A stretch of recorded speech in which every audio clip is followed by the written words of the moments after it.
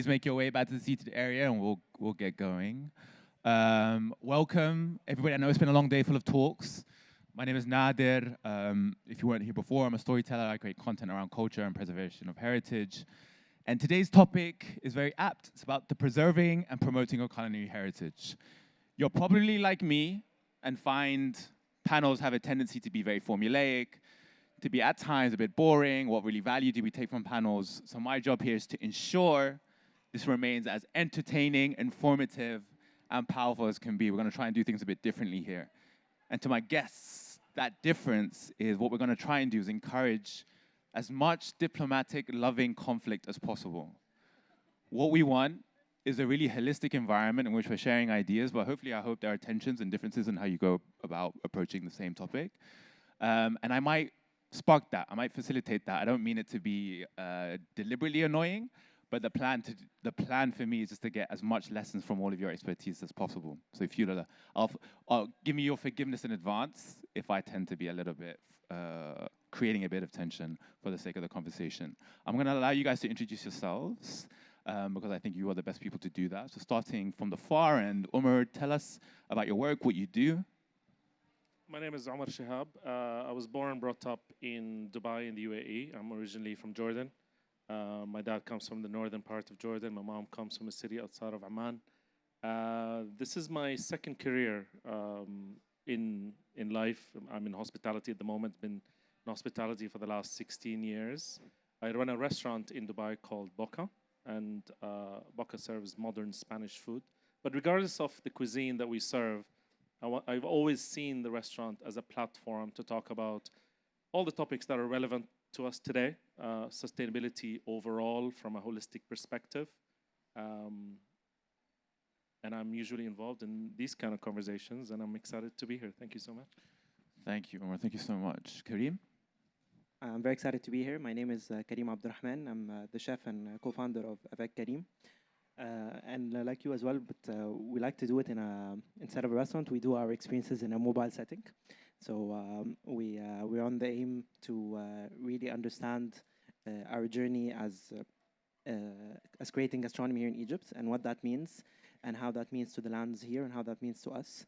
And in the middle, just exploring my personal journey as well. And that's why the brand is Avec Kareem.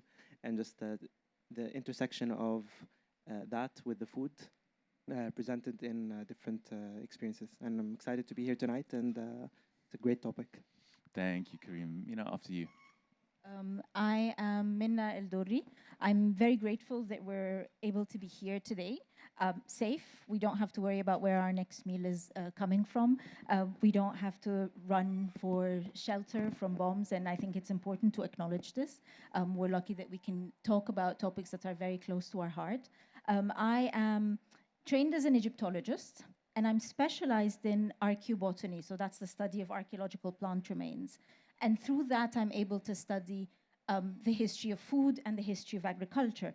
And the reason I enjoy what I do very much, because when you talk to people, especially if I'm working in Egypt, talking to Egyptians about Egyptian food history, it's a way to connect us to our heritage that's very, very tangible.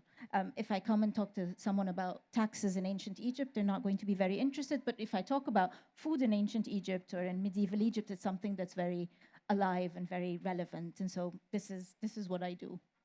Thank you, Minna. Asma. I'm Asma Khan. I have a restaurant in London. It's called Darjeeling Express. At the level that we are the only all-female Indian kitchen in the world. I am deeply committed to issues about gender equality. I think that all women should be safe in hospitality. I'm also someone who started, this is like Omar, my second innings. Not everybody will understand the cricket connotation and the link, but every game we all know has, 2 innings. And I opened my first restaurant when I was 48. And I wasn't sure. Everybody told me it would not work, that I needed professionals, and this meant men. This is really difficult because essentially for us women who come from so many different kinds of cultures, our roti, our bread, is only valued when it's free. No one wants to pay us for our bread. And this bothered me a lot, that my kitchen of grandmothers and mothers was seen as inadequate. Potentially, we would fail. Within 3 months, I was approached by Netflix Chef's Table, who featured our story. I never began this as a project to be different. This was a battle cry for justice. I come from an ancient warrior race. I have the blood of warriors in me. And I was going to use hospitality and restaurant and food business not to make a career or become famous. I was going to do this to battle for the generation of women coming after me. I feel the breath of young, talented women behind me. I clear the pathways.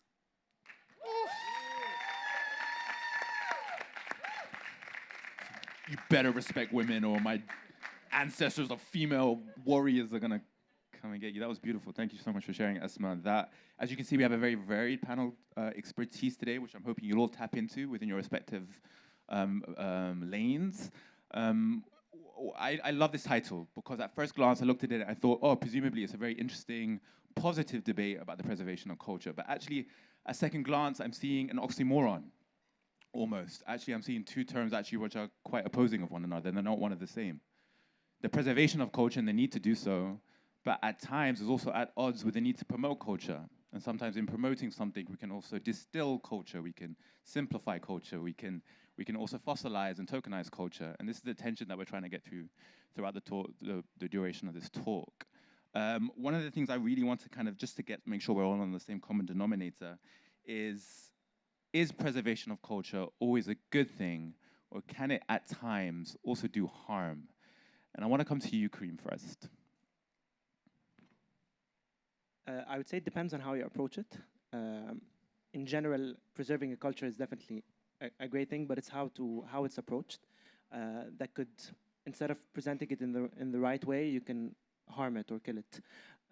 I think just speaking from maybe the Egyptian culture that speaks to us, that I can speak of, especially from a culinary point of view, I think for a long time, the problem was that inside we weren't even proud, or we weren't even preserving our own culture or being like putting effort into it. So how do you expect that people from abroad, or how do you expect that Egyptian culture would have, especially in food, have a stance if we've always had for many years a little bit of a shame, let's say, regarding like our history of food or Egyptian cuisine. We would always look at it from let's say a down point of view. So I think it stems from that. It stems from how you see it. It stems from how what it means at the end of the day. Culture means, or preserving culture means preserving communities, means preserving values, means preserving stories, means preserving stories of people, of the land, and food, of course, is one of the biggest platforms that can be used to do that. And that's where we see responsibility for me as a chef, but of course from all other sections, that using all this, of course, it adds a lot of depth to what we do. But at the end of the day, you have a message, or you have a goal to do, and if your food and the hospitality helps preserve that, helps tell their stories, helps promote the culture in the right way, with the proper research, then I don't see harm in that.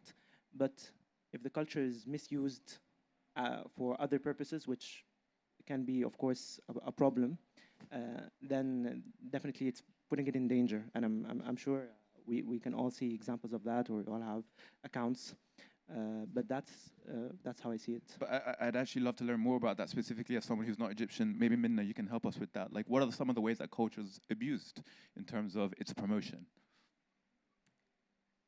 I think when culture is distilled and used without understanding the background, so I'll give an example of ancient Egyptian motifs. You see young people using them on their t-shirts, but in a way that isn't actually representative of what these once meant. And so I think distilling culture into a few elements devoid of context, devoid of history, devoid of the heritage and the meanings that were actually ascribed to them, I think this is a misuse of culture.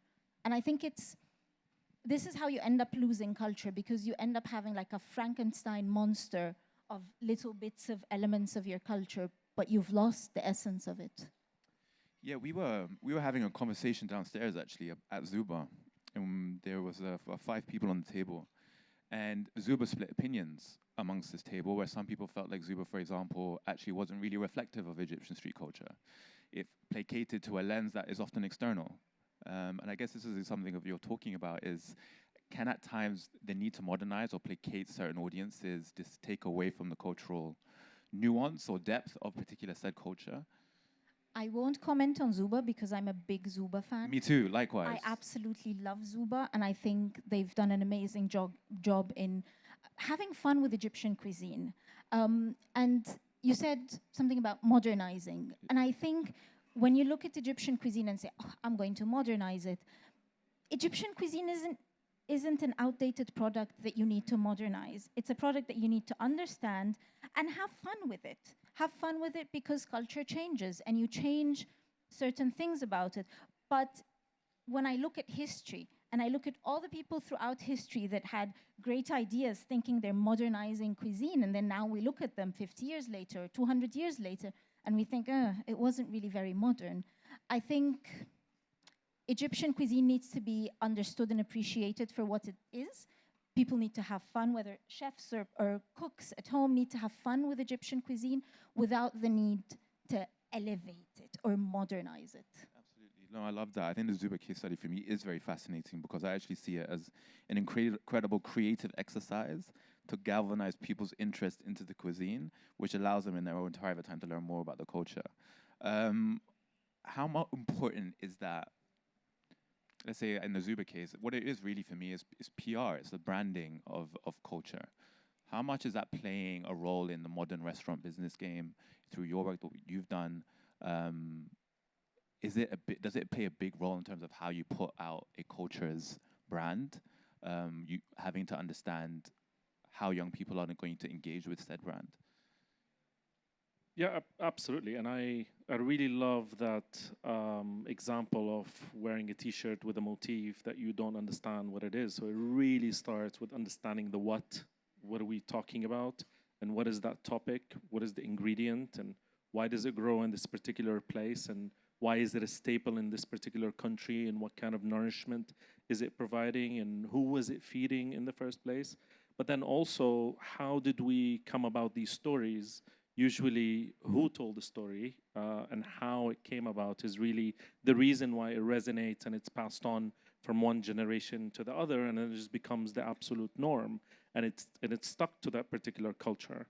But we usually don't have that research, perhaps, maybe because we haven't done our homework, or it's not documented in one particular place. So there's obviously that. So I think it's really, really critical to understand how did things arrive? How did recipes come about? And there's always been movement. It's not recent. Modernization, it's not something recent.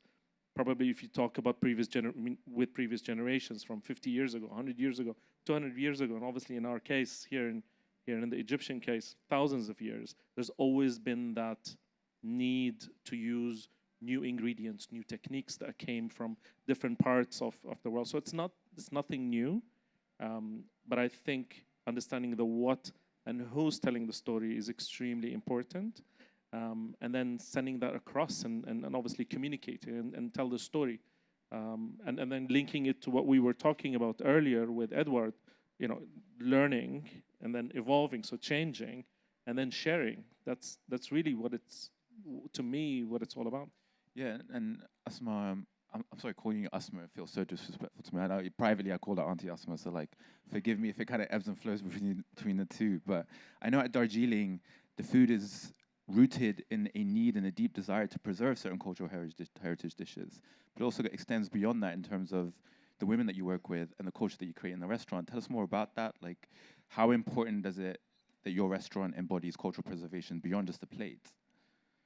It is a very difficult place to be for us because we are against the tide. I mean, in UK, the impression that people have of Indian food, first of all, what is Indian food? India is massive. people's impression that we probably have a bath in ghee and cream, because that's the kind of dishes that you get presented in the UK. And then the big problem we have is this thing of modernization, elevated Indian food, which basically means you give a 1-inch food on a 10-inch plate. You have so much edible flowers and micro herbs on your dish. You know, I'll go and eat in a field if I have to eat all of this. I've not understood why people feel the need to make Indian food different. I say this many times. I am brown. My skin is brown. My food is brown. I am not ashamed of it. But when you go to these sophisticated fine dining Indian restaurants, you can be confused. The food is dissected. It should look anything but Indian. It should look French. You know, the sauce is poured around. Oh my God. And this whole idea that you serve an inch of chicken, no rice, no roti. My grandmother, who's already dead, will die again. Because we don't eat that way. But in trying to be French and trying to be Japanese, we show our deep insecurity. We show the lack of our own courage in who we are. And the problem is, if we don't write our own story, somebody else will. 100%. And our entire problem is that, without taking pot shots at the male chefs, I will. They are terrible storytellers because they never learned from their mothers. All the chefs, the powerful chefs in Indian culinary tradition in India and in the West, learned in culinary school. They all went to the same culinary school and then they trained in Taj or Oberoi's. They learned in stainless steel empires because patriarchy runs so deep. Boys were never allowed into kitchens. They never helped their mothers. They were served with the men and boys. Women ate last, girls eat least in my culture. How will they understand the aroma of the mustard seed when it pops, or that last stage of the caramelized onions when you know the onions are ready? It hits you here. It's these beautiful things that make our culture, our culinary culture, so beautiful. But separated from this is a profession. Men have learned this as a way of making money. And good luck to them. The world is big enough for all of us. But they left no space on the stage that it had to be someone like me who came in with an all-female kitchen and the world told me I'd fail. And I thought, no, you watch me, I'll set the world on fire. You will all know who I am, because this was not, I personally am not so driven about these issues. It didn't bother me so much till I realized I was being told to stay in my lane. Not just as a woman who was in her late 40s, I was being told to stay in my lane as far as my culture was concerned, the food was concerned. We didn't have a space to give very simple dal and chawal, where nothing had to be twisted and given truffle oil on top. Let's slap everything with, caviar and seaweed. And why are we doing this? Our culture is not obviously as old as the Egyptian culture, but we have an old, old tradition. We come from an old civilization. But when you look at our food today in all these restaurants, you would think we'd just come off the bus in Delhi 2 years ago. Thank you so much, Ashma. Yeah, absolutely, absolutely. And I somewhat agree, but are you telling me that when things take a more gastronomical methodology where they try to make the most out of little high-quality produce, that it somehow becomes less culturally reflective of the culture itself? Not at all. We have in one of my cookbooks, I have a recipe which is made with just peels of vegetables. I mean, we did Meatless Monday, we did sustainability, no waste, before the West figured it out. It's a bit like yoga. You need a Madonna to do yoga before all the Indians said, oh wow, yoga is a big thing. Like Ayurveda today. I am so tired of all these, slim, they're the size of my thigh, women teaching yoga today, and they cannot even pronounce the Sanskrit word. You think, what the hell are you doing? When you want to appropriate a culture and you want to make it like yours, and this is this new life that you're leading, learn to say the words correctly. So I'm not saying that, changing things, of course, change always happens. And change is not bad. I'm not a Luddite saying, oh, no, let's break up all the machinery and let's make everything by hand. Let's make our lives difficult. No. I just think that we are insecure.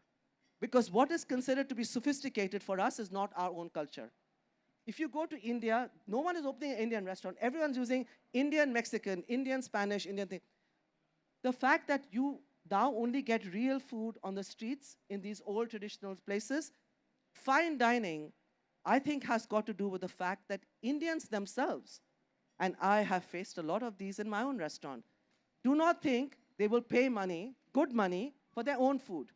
They want a foreign element in their food to make it worth their while. This shows their character, not mine. Someone told me, oh, I want to take the dal, can you take it off the menu? It didn't taste like the dal my mother makes. This is home style. I told him, I'm so sorry. Your mother is not cooking in my kitchen. But this kind of narrow-mindedness that, home food is just one particular thing shows that we have not had the conversations, we have not got the maturity, and we definitely do not have the sophistication to understand what our cuisine is, what other cuisines is, and we need to be open-hearted. And that we are not. We are so close-minded. I just want to make one more point. In India now, everyone's obsessed with the fact that, oh, samosa was ours, kebab is Indian, everything is Indian. Everything came from outside. Everything, including chilies and potatoes. We should not be so xenophobic about food, because in xenophobia and this absolute crazy patriotism that, our food is Indian, that is sacred, you don't even know your history. So it is complicated at many levels. Everyone's trying to be Spanish and French and Italian, and then everybody's also being xenophobic and saying, all these outsiders, we don't accept them, we don't acknowledge their food. Samosa is not Indian, please. It's not. Thank you, Asma. No, that was really powerful. And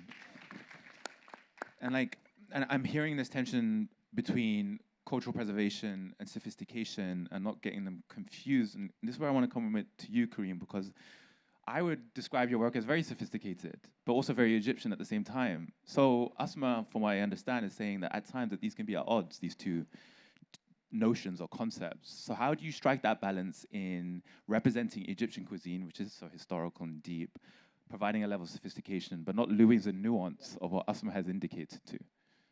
I think food and culinary is very vast, that you can present it in a multitude of ways and experiences. Of course, there's no doubt that presenting it, I always say that you cannot reinvent something that you don't know its tradition, its origin. Then what are you reinventing? And I think that's the core of it, because a lot of chefs, a lot of young chefs will be trying to redefine a cuisine or trying to redefine a dish that you don't understand its essence or how to come upon, and that's how it has actually value, and that's how it's very strong. So I think that's where perhaps gastronomy has taken a wrong, let's say, not turn, but a wrong vision on. Yes, I understand the small portions and the caviar. Of course, this is very European. Don't be scared of her. No. Hey, After all that, Kareem, you got something to say? You look her in the eye. Just ignore him. He's just And you trying to say wind it. us up. He's trying to get us to fight. We're both on the same team, okay? So don't let this boy. I am Asma auntie from now on, okay? Always, You always. just remember who's the auntie here on this table. Yeah. No, he's the. Go ahead, Kareem. no. I've got your back.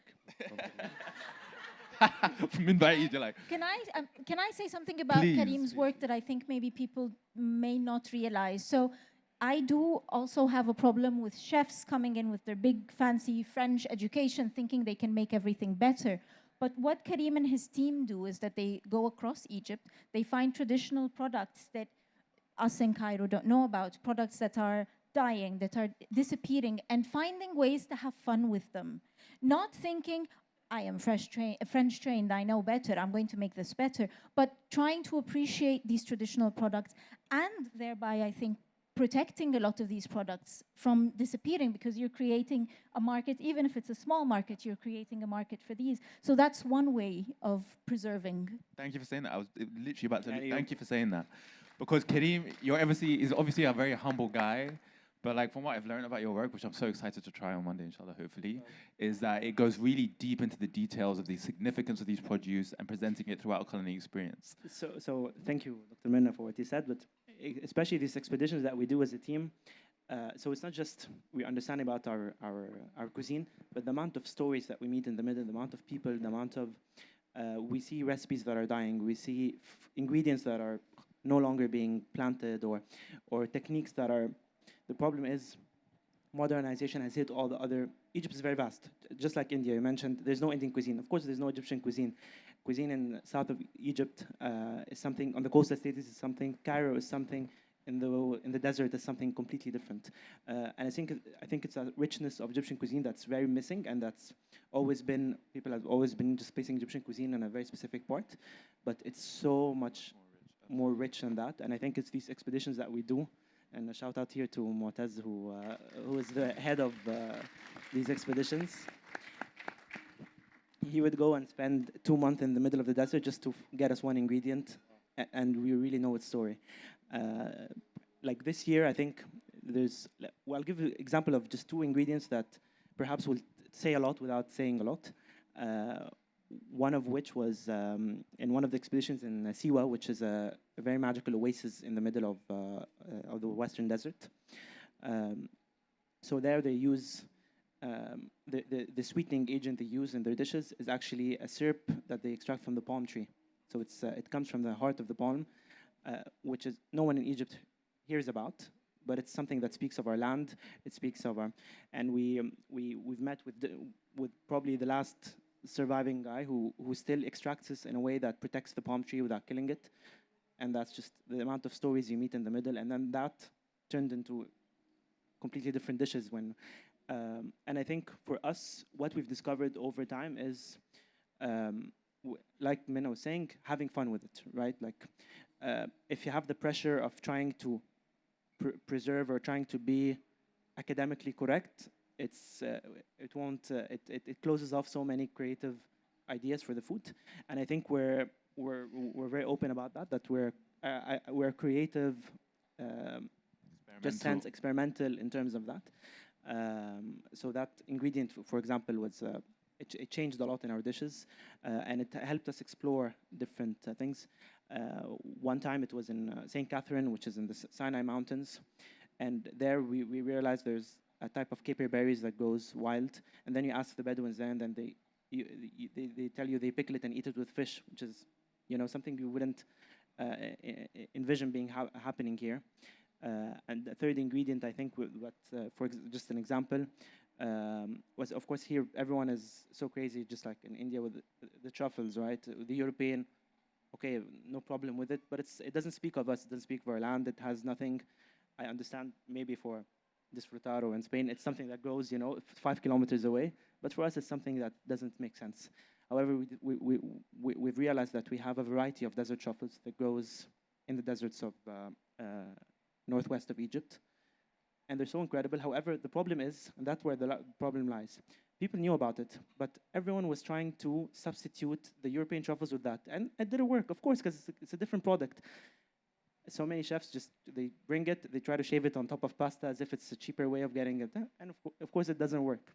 But then we had to look at it from completely different eyes, and then we spent days just experimenting with it, and it turned out it's so much more complex. But you have to see it from different eyes. When people, or when we were seeing it with the eyes of, let's say, the French or that eye, it didn't give us anything, because we weren't authentic with it. We weren't true with it. And then when your mind changes like that, all these products, they just come to you, right?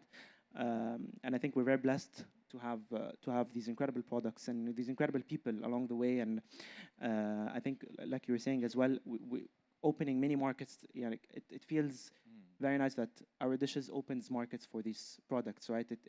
It is a glimpse for these products to stay alive, or to stay, and that is the responsibility, maybe as a chef here, of chefs, because at the end of the day, we do the ordering, we do the menu, so there's a lot of times it is our responsibility to make sure how we source and what we present, and especially with the modern age where people are expecting the chefs to be the storytellers and to present and having this strong platform. So I think this is all responsibility to make sure your platform is actually considering all these aspects.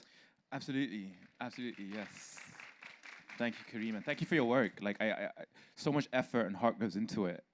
And I'm wondering whether some of the challenges you guys all face working in the food scene with all the effort that you do, whether in research or whether it's in actually running a restaurant or in cooking, whether it's also vulnerable to some of the challenges that I have as a storyteller. So sometimes when I put stuff out there that I've worked really hard on, sometimes I find actually that the biggest hindrances are people from within my culture itself. And sometimes the biggest support I've had is actually from people outside the culture, especially from the global north and the Western world, which we are so ready to attack for a legacy of trauma and crisis has caused our regions. But sometimes they've been my biggest supporters also in an effort to preserve my own culture. Do you find that this is a tension in the food scene in the same way in terms of preservation of heritage, how you put what you're talking about out there? Omar, I wanted to direct this to you because you have vast experience in restaurants across the region. But do you find that there's more appreciation of cultural preservation from cultures outside than within itself? There's definitely an element of that, and we face it the whole time in our restaurant. We're trying, like I said, to use it as a platform to bring in ingredients from the region. What does that look like? We live in the desert. But this is, again, just touching a little bit about what Karima was talking about, this transformational power of chefs where they're part artisans in what they do, but they're also part artists, not in a way that, presenting just beautiful dishes, but helping us imagine combination of flavors and things through techniques that we never thought possible. So going back to your question, I think in terms of presenting something new, a new ingredient from the region in a way that hasn't been seen before, yes, in the beginning, there is a bit of excitement about a particular product that maybe not a lot of people know, that it grows in a certain micro-season, that is only available in certain ways, that it was used in the past or harvested in a certain way. So there is definitely resistance. I find playing on the nostalgic bit really, really helps. So one of the successes that we've had in the restaurant, working with local native desert plants to the entire peninsula, actually, hummed and khubbez, that grow in Jordan, Lebanon, grows here, but also grows in the UAE. And growing up there myself, I know that my father knows this from his childhood, growing up in Jordan, but also it has a deep connection with the people of the UAE, where immediately after the rainy season, when they would go out in the desert, they would remember them foraging for it, picking it, and remember the distinct flavor and taste of that. So we've, chef has created a salad out of it, really, really simple, but it's not seen in commercial spaces, and it's always such a pleasant surprise. And without fail, every single person who's tasted it, from Emiratis, locals, who are usually very skeptic and our biggest critics, they immediately have this nostalgic moment just by mentioning the name. So there are certain ways to play it. Yes, of course, I totally agree. I think we need to tread carefully. And this is a question that was directed to Mustafa earlier on today. You can't fake genuine approach. You can't fake genuine hospitality. So if you're doing it within that context, not just wanting to tick boxes or just to say, present something for the novelty out of it, I think that is definitely a way to introduce it. And Mina, how about you as a food archaeologist? Because do you find that there's an appreciation from outside the culture from actual people within it? How have you navigated if that is the case? And maybe it's not the case, and maybe I got that completely wrong. But have you witnessed that within your world? Because also, sorry, just to add on to that, just to add on to that question, is that I'm also hearing from old civilizations like Indian culture and Egyptian culture about an issue of self-worth, right? Cultural self-worth. That it's been so diminished, pillaged, raped over the course of generations that really how we perceive as ourselves has been reduced, right? We don't think our food has value. We don't think our culture has value. So in the context of that, are people actually interested in terms of our culinary heritage in the way that we would like them to be? And if so, how do we imbue a sense of excitement and adrenaline and yeah, just general energy around the heritage of our produce and culture? What I see very often is a lot of Egyptians, very much like what you said, they look at Egyptian cuisine as something very boring, something incredibly bland. They look at it as though, khalas, they know everything that is to know about Egyptian cuisine without really understanding, like Karim says, how vast the Egyptian cuisine is. And very often when I tell people I work on food heritage, food history, archaeology, they say, there's no such thing as Egyptian cuisine. And this is, of course, I see a few heads nodding. It's one of the things that really gets to us, because there is an Egyptian cuisine, and just because someone is unaware of it or thinks that it's beneath them, too mundane, too quotidien, something that we eat all the time, it's not as interesting or as exciting to them as other cuisines. Or maybe if they add a little bit of truffle oil, that elevates it and makes it better.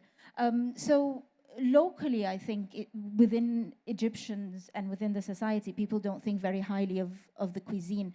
And one way to get people excited is to remind them that we actually don't know as much about Egyptian cuisine as we think we do. We think in Cairo we know everything, but there are so many products, cooking techniques, dishes, and whose names we don't even know. And that novelty of discovering something that is so close to home, but you don't know anything about, I think excites people a lot. And when you also look at very simple ingredients, something that I'm very passionate about is purslane, regla. I love regla. It grows everywhere as a wild weed. And when you talk to people, oh, you can make it into a salad. I don't know where in Palestine they make it like this, or in Syria they make it like this. And people think that something that is a weed, that is absolute rubbish to them, can be so exciting, and that it's also shared amongst other cultures and amongst our neighbors, and also in the Mediterranean, it becomes more exciting and it gives value. So to go back to your question, I think when we realize we have things that we don't know, that piques our interest in our heritage. And when we realize that we share something with other countries or other cultures, and they do it similarly or a little differently, that also excites people. And Asma, auntie,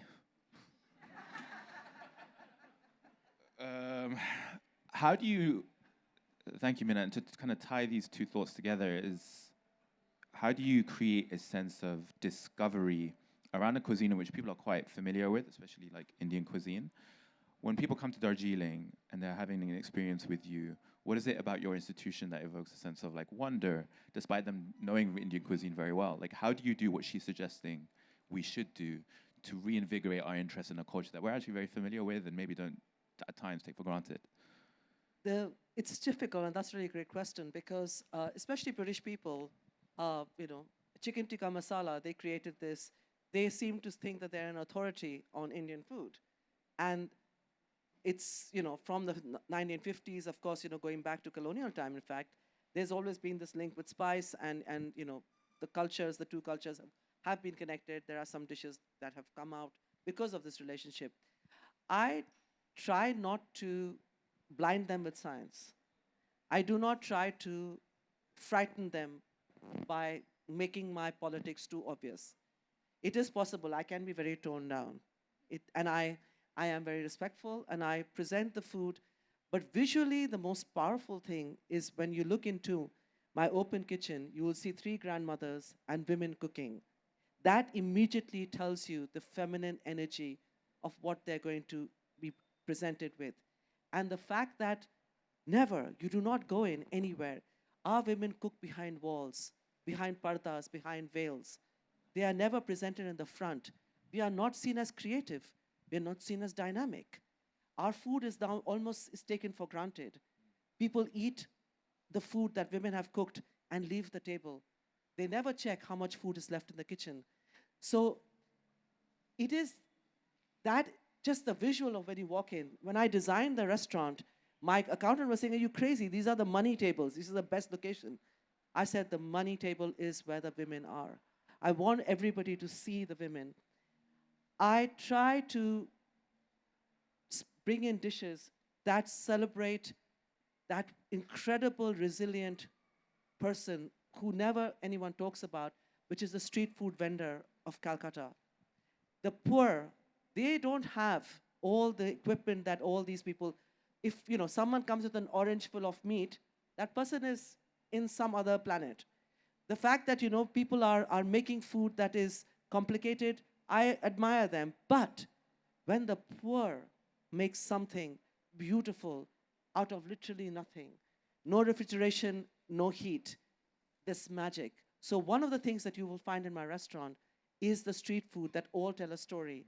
And I also always tell the story of what the dishes are.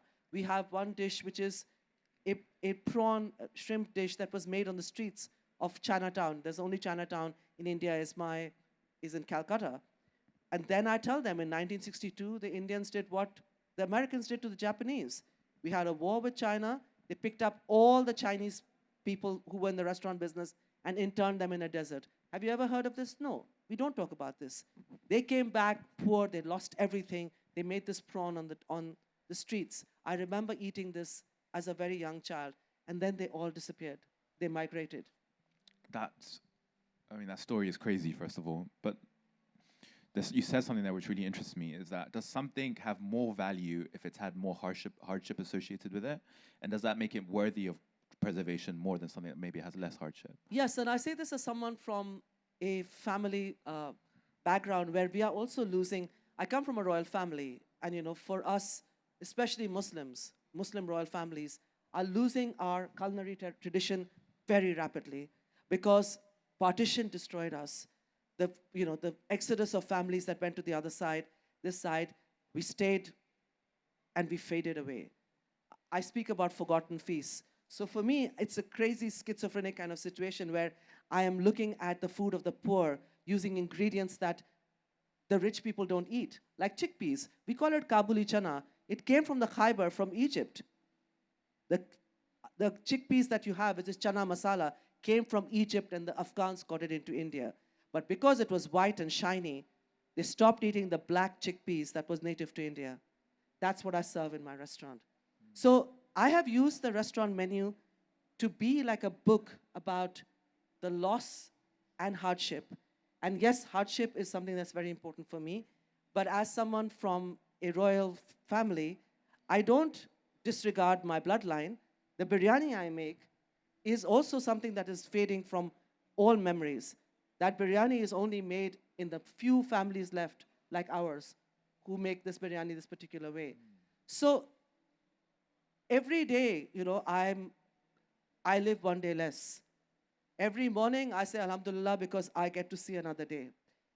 And I will use that day to do everything I can to tell the stories of my people and food. This is so important for me. And I'm grateful for the fame and all the books and the television series and all. This was not what I was trying to do. I wanted to take my flag and put it in the soil and mark the area that this is our cuisine. This is the food of my people.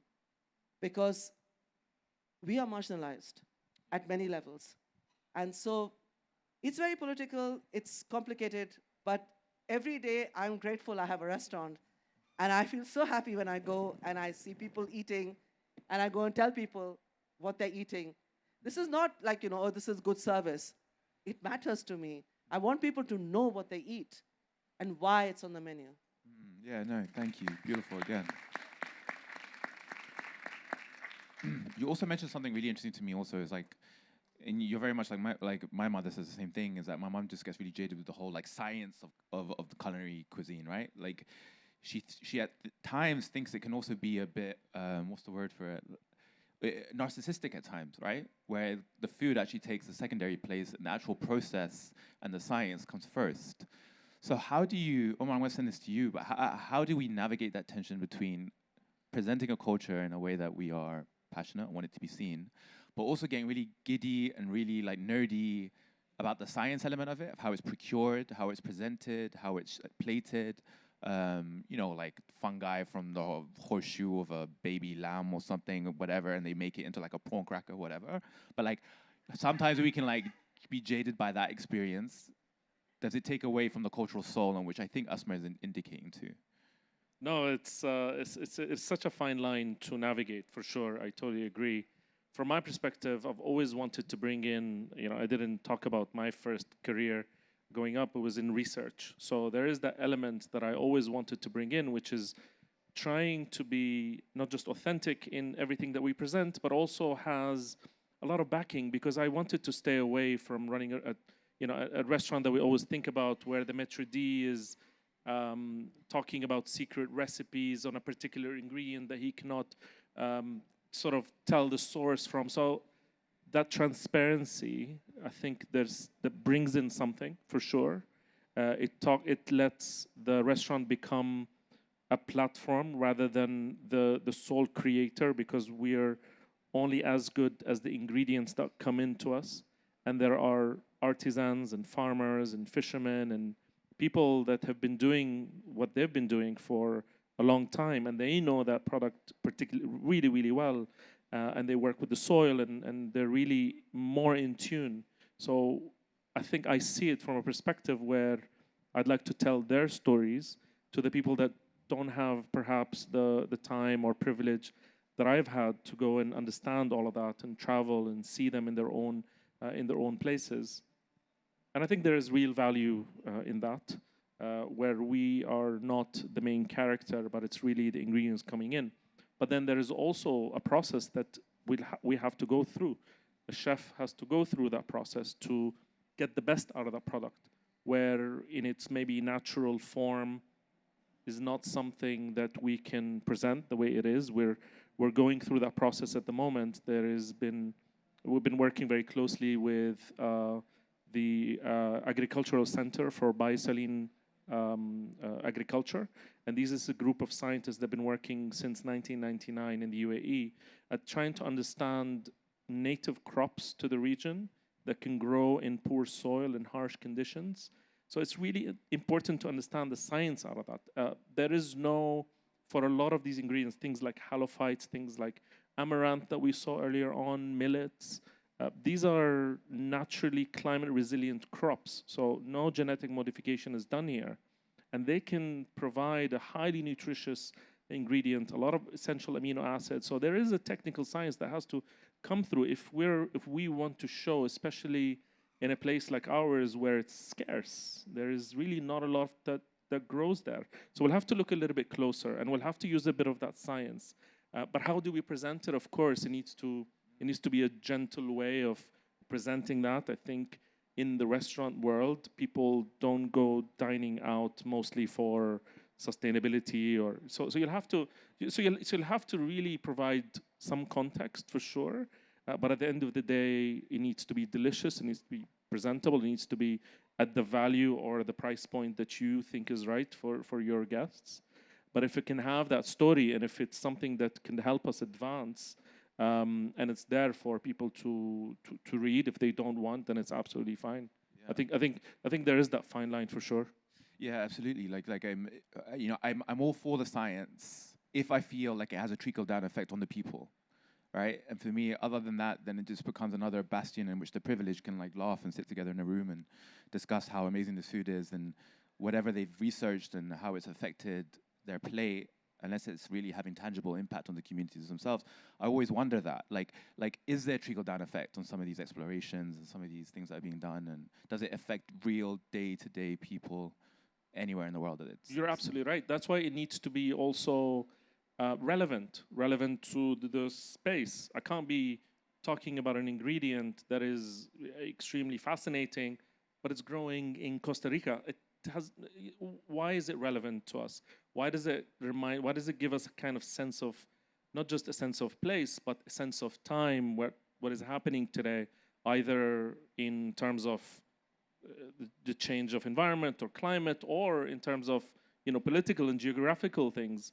I think just going back to that, where who tells the story, and sometimes you want to make sure that the oppressor is not telling the story in these terms. So it's really important and key to learn and document, whoever is responsible for these ingredients, and how we're transforming it and who's telling the story. There's something really valuable in that. Definitely. Mina, I want to come to you. Related to what Omar was saying is, I think it'd be really useful for all of us actually who are not Egyptian here to kind of get some localized knowledge of actually what's happening within the culinary cultural scene here. What are some of the culinary facets or components which are in need of preservation that we should be more aware of? How much time do we have? Maybe you can give us the top 3 that you think we should take notice of, and we should consider them. It's a very difficult question. Mm. I think there's a lot that needs to be preserved. Wild species, for example, like Hobeza, Mallow, and Rigla, purslane, because their habitat is changing, and these are going to disappear very, very soon. Although they're incredibly resilient, I think these need to be preserved. But I think preservation is wonderful, and I think we need to strive to preserve as much as we can. But documentation, like you said, documentation is so important because you can't stop change, you can't stop the loss of culture, no matter how hard we try. I think it's important to be aware of that. We can't freeze culture in the moment it is now.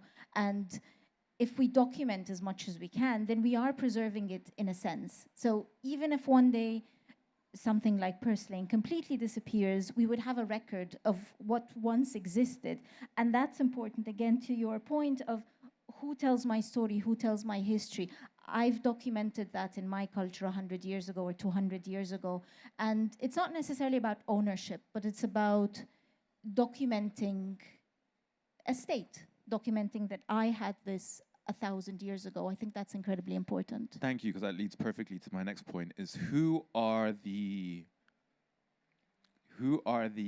bosses at the top who are determining what gets preserved and what doesn't? What are the factors in the culinary world that determine what is worth preserving and what isn't? Can you shed some light as a layman on who these people are? Is it states? Is it individuals, companies? Is it platforms? Who are the powers that be that are determining what we should be aware of and what we shouldn't be aware of, or what we should be preserving, what we shouldn't be preserving, if there are any? Let's go to, Kareem. I think Minna could answer that better. I just want to get into like the good stuff. Yes. I'm sure it depends on which era, like who would control the narrative of what gets preserved. I'm sure at some point in the past 100 years, it was definitely like the like mass production and all that probably like has gotten into what gets preserved and what gets branded somehow.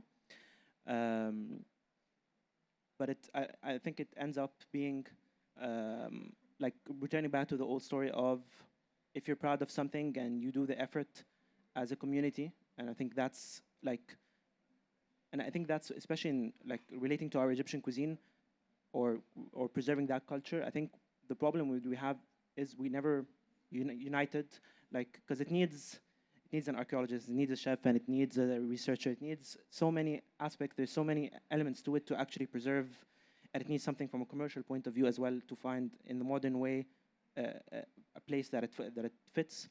So I think that's what would change, or that what could dictate what's being preserved or no. I think being in the gem here, we have the perfect example of who preserved everything. You know, I think as Egyptians, we had the perfect example of how our culture was preserved. And I'll say a small funny story, and I've said that a million times, but I think the point, you know, I've started my culinary career the very traditional French way of a culinary school in Paris, etc. But the moment that actually changed how I think was we had a very interesting class called food history.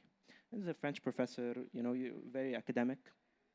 And then before the exam, he told us if you have any question that relates to what's the origin of a specific ingredient, if you don't know, just say Egypt and you have a 90% chance that it's correct. And that's changed everything, you know. The first bread, the first wheat, the first everything started here. So I think that was also a point of like looking back at what we used to preserve or what we used to be proud of. We used to be proud of our lands, nothing else. Absolutely. And that is just the main essence of it. And you should be, absolutely. I mean, Egypt was the garden of the world for so long, definitely, 100%. And I asked that question because it wouldn't really be much of an exploration of like preserving and promoting culture without actually really understanding the obstacles in that process. And look, it's not my first time in the Middle East. It's not my first rodeo. I understand that it's difficult to like talk about these things in a way that alludes to some sort of positive outcome. But like, there are real determiners of what we're allowed to do and what we can work in. And like in my world, it's also the platforms, which I know it influences your works, right? Sometimes now TikTok and Instagram are actually becoming the preservers of culinary traditions, right? And they are determining how chefs cook, what chefs cook. They're determining the plating and how it looks.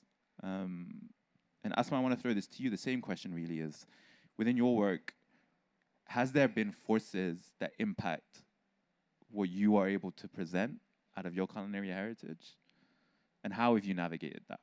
Well, I have not allowed that to step on me. But I know that there is almost this unspoken pressure. This is why when you go to any of the Indian Michelin star restaurants, their food looks more or less identical. They will have the same kind of dal, and they will make a cigar out of halwa inside it and fry it in phyllo pastry. There are all these funny tweaks that they all do. Because once something is successful, it's almost like a domino effect. Everyone wants to fit into that. And it's not that I started Darjeeling Express to try to be different. I don't know how to cook any other way. I can't do all these fancy bits. I just know how to cook like my mother and my grandmother.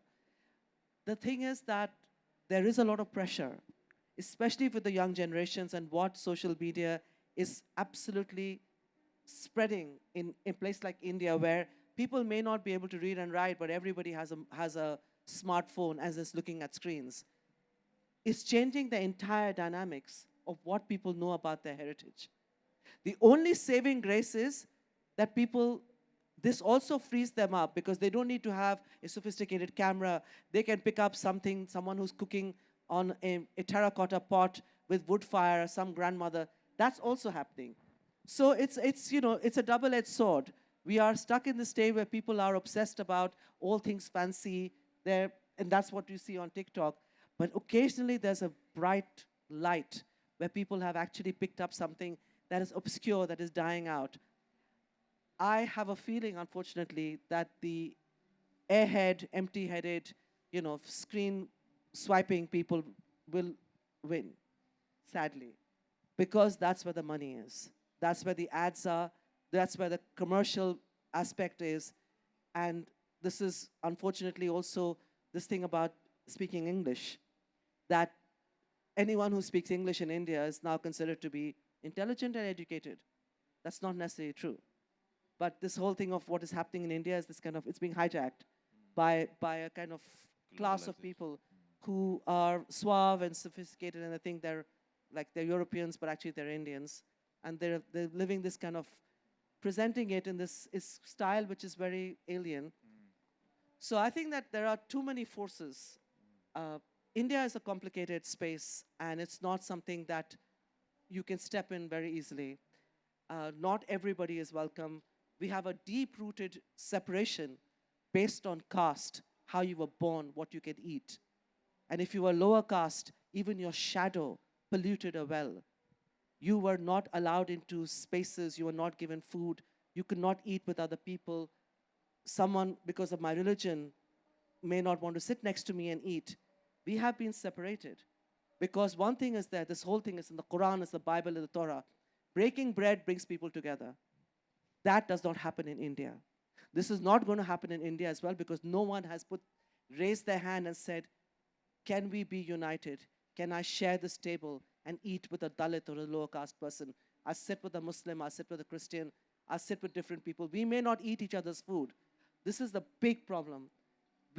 So those who are the loudest, who are powerful, will get a chance to talk about their cuisine. Those that are marginalized and weak because of the political system will find their stories unavailable for others. This is a problem, and this is something that concerns me deeply. Absolutely, as it should. Min, I wanted to ask you a similar question in the sense of, as a researcher, academic, do you feel like the availability of information on social media has increased people's cultural nuance and awareness, or do you feel like it's more ephemeral and it's there one minute it's gone, then they're not actually more educated than they were previously? The problem with a lot of content, especially about food history and food culture, food history on social media, is incorrect. And a large part of it is because academics like myself take such a long time to publish, and we don't often make our research available to the public in accessible ways. And that's a problem. That's a huge problem. So every feast you get, people start talking about the traditional foods of this particular feast, and a good 3/4 of the information posted is completely incorrect. And when you start to correct that, because it's a given, it's part of our identity that this particular dish comes from ancient Egypt, and when you say actually we don't have evidence for that, it doesn't, or the evidence says that it's only 200 years old, people get incredibly offended, as though you're taking away part of their identity. And It got 10 million views though. It's like it's promoting culture, surely. And that's the thing, once it's online, it's forever there. And people use that as a source, for example, on Wikipedia. Then you find all these incorrect information being perpetuated and repeated mindlessly by people, and it becomes fact. So that's a big issue. Yeah, absolutely. And another one is, so we have, thank you for that. We have the algorithms and we have the platforms determining what is preserved and what isn't. But another thing I also see as a determiner of what's being preserved and what isn't is the climate. The climate is one of the biggest determiners of what is preserved and what's not. What's interesting to me is that, like, people think sustainability is about preserving certain dishes, but if there was no availability of certain produce, there wouldn't be those dishes in the first place. So I don't feel like people understand that nuance about how important sustainability is in the conversation of preserving cultural heritage. And I'm wondering, like, as a storyteller myself, are there ways, me and you, for example, as someone who makes digital content, you as someone who has a sustainable restaurant, ways that we would be working together, and what does that look like practically for people who might want to do like a similar creative project in terms of increasing people's awareness around sustainability in cuisine and culture? I think going beyond the word, it has been used in so many ways that it lost its meaning, honestly, sustainability. Try to avoid that word and try to understand what it means in terms of everything that we do in the restaurant, right? A lot of sourcing. So we're responsible for buying a whole bunch of things, not just food and beverage, but also, you know, things that go into the operation of the restaurant. So there's a lot of that. Where are we putting our money? We have huge purchasing power. So where are we putting that? Who are we choosing to represent in our dishes, in our cuisine? What hero ingredients do we choose to talk about? Do we choose to talk about things that are considered luxury in other parts of the world, or things that are rare or micro-seasonal, or that has a story and a connection with this particular part of the world and the challenges that we're seeing today? Who do we choose to platform? So there's tremendous work that can be done there. There's a lot of work that chefs are naturally designed to do and professionally trained to do, utilizing the entire ingredient when it comes to the restaurant. This is something that comes as second nature, making sure that there is really nothing that gets thrown out to the bill. So the whole no waste approach is not something new to us in the kitchen world. And then everything else that we look at in running a restaurant and running any business, or actually at home, switching off the lights when you leave, making sure that all the equipment is maintained up to scratch. And then the part that is harder to measure in sustainability, which is the community part. So we are part of the community. We are part of the area that we're in. A lot of things in the past used to happen in restaurants. A lot of important conversations, a lot of political movements, a lot of change stemmed from meetings that used to happen in restaurants. So I think there is a very, very deep connection between what we do, between what chefs do, between the influence that chefs have on trends and nutrition and the way forward and telling the story. And at the end of the day, I really want to bring that topic again, which is who tells the story at the end.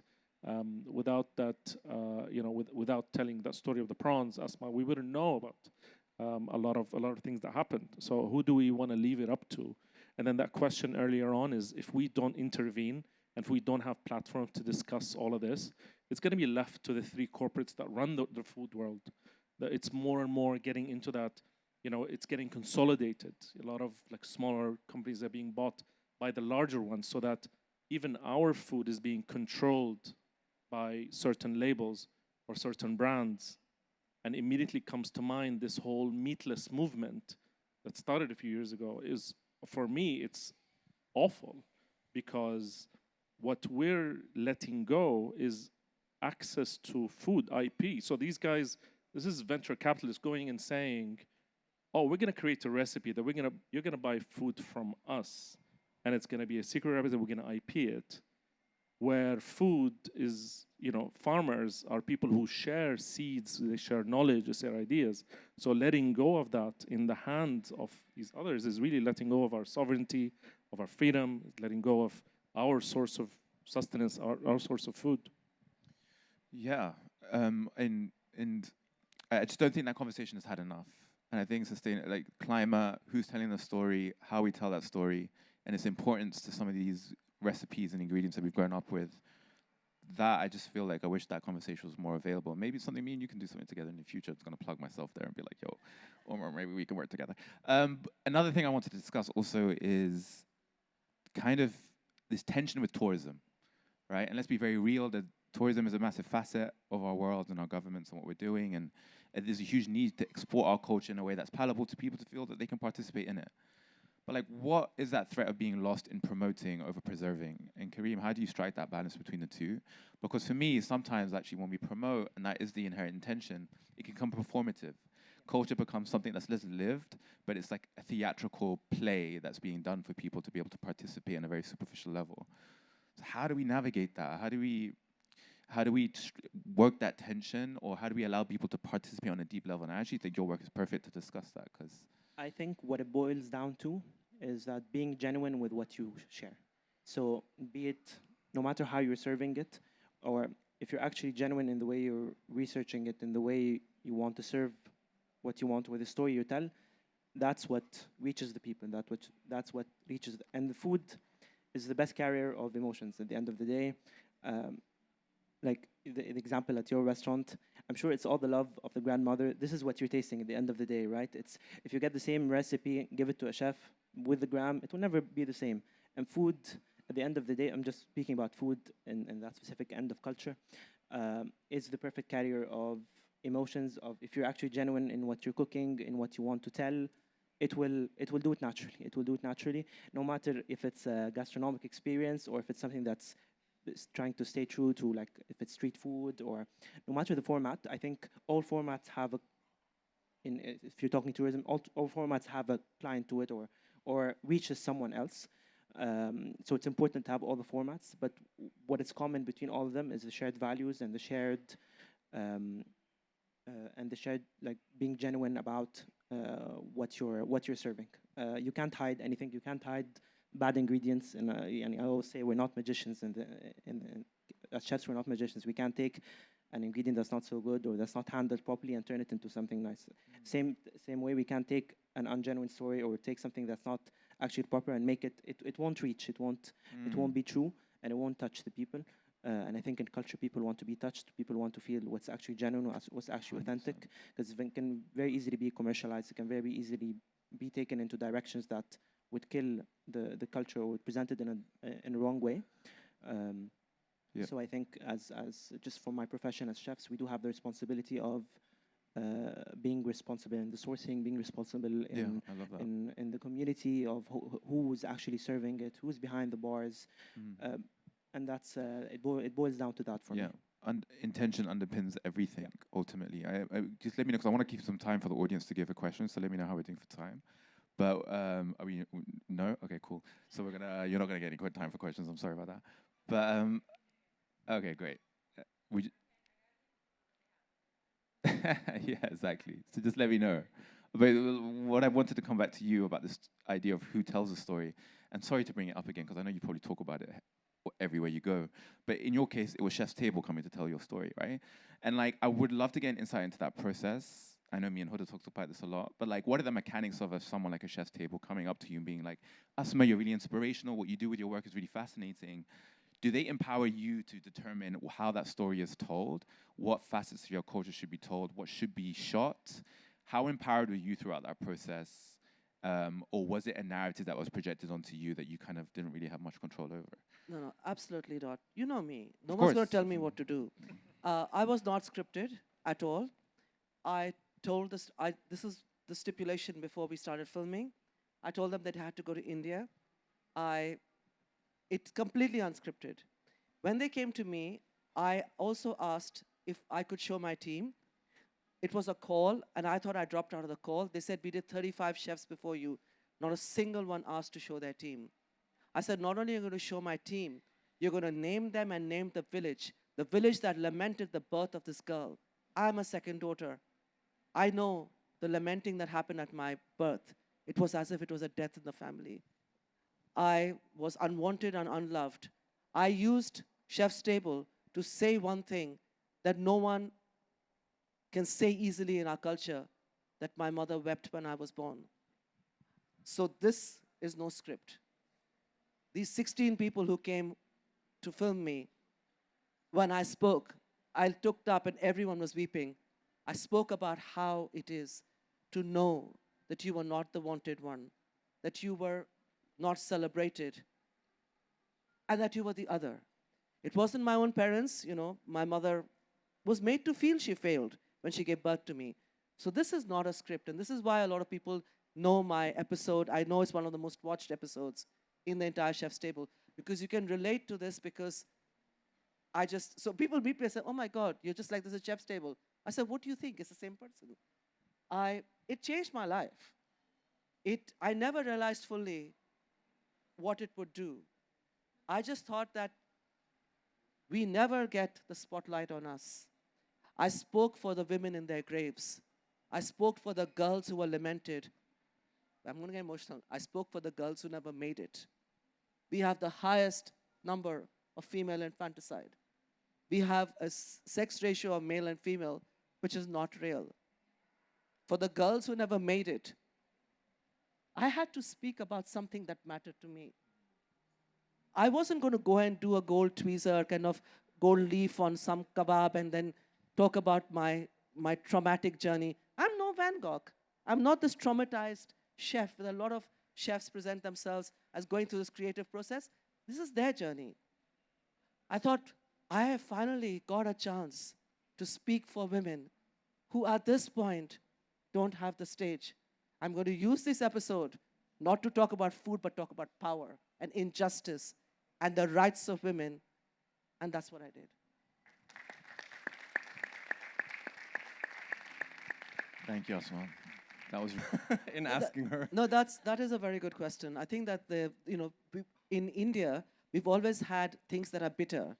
Bitter gourd. We have this whole thing of bitter because this is the Ayurvedic concept that bitterness then releases saliva so you can eat something. But no one wants to eat bitter things now.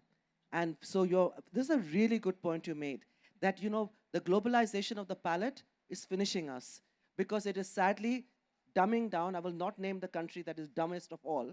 That is ruining. We know. Yeah, we all know. Yeah, the dumbest of them all.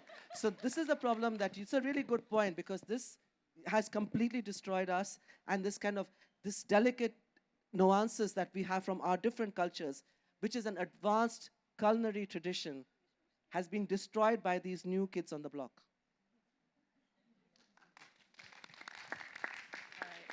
Thank you, guys. I know we have one more question. Amazing. No, more merrier, please, of course. All right, I have a question for Minna. So you work as an archaeologist, and you told me back earlier in the year in Dashur that you find the seeds in the ground, and I'm curious, and even you're scraping plates, right, to see what they can tell us about history.